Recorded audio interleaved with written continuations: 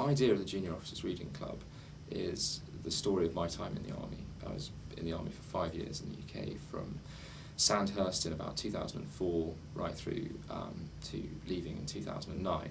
And in that period I was very lucky to get all over the place and see Bosnia, Iraq and Afghanistan, all sort of current conflicts that we're fighting.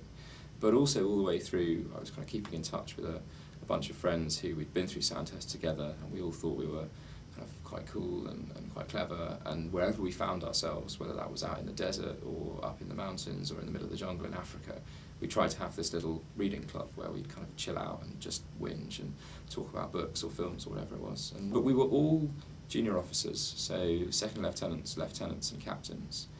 Most of us were on our first tour, so it was our first time away from home for 6-7 months, very unfamiliar with being away with the army, which is a funny thing compared to all the training you've done, and also suddenly in a very unfamiliar environment. You know, we were all London or kind of suburban English boys, and then suddenly you're in the middle of the desert, and you've gone from the only pressure you've experienced as you're growing up to exams or the stress of university, and then suddenly the stress is, I'm in charge of 30 guys and I've got to bring them all safely home from this very dangerous environment.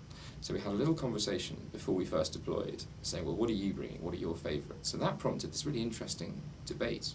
What book do you take with you to war? If it might be the last book you read, what is it that you want to be reading?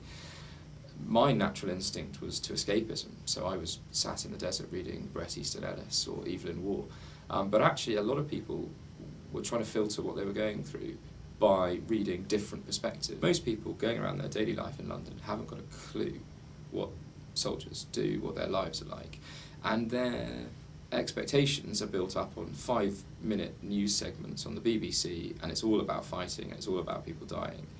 And most of the books, by their nature, that people do read are also about that side of the army. They're about operations, they're about kind of acts of heroism, they're about things that went wrong, or great headline events. And I wanted to do something, saying, hang on, that's not all of it. Actually, that's quite a small portion of it. Quite a lot of being a soldier is the boredom, the hurry up and wait.